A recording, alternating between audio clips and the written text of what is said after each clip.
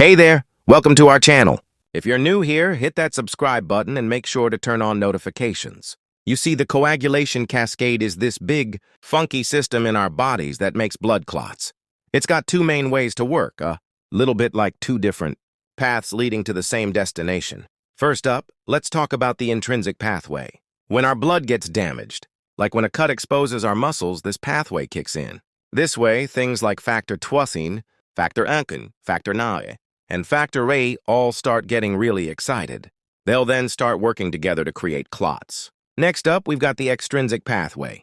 When someone's hurting us, like with a cut, they'd better have a bunch of tissue messing around, like factor 7, for the clot to happen.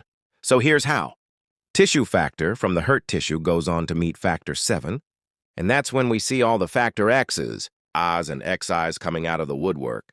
And then the clotting cascade starts getting really fancy. Factor X goes from here into prothrombin, factor 2, which then gets turned into thrombin, factor 2A. This makes more fibrin from fibrinogen, working together to build up the clot. And don't forget about factor 13, which keeps things looking just right as the clot grows. When it comes to checking out how things are going in our clotting cascade, we'll get a look at a few tests.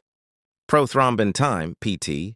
This looks at how things are going in the intrinsic pathway and the common pathway, activated partial.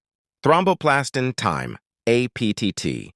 This checks how things are going in the intrinsic pathway and the common pathway too. Thrombin time, TT.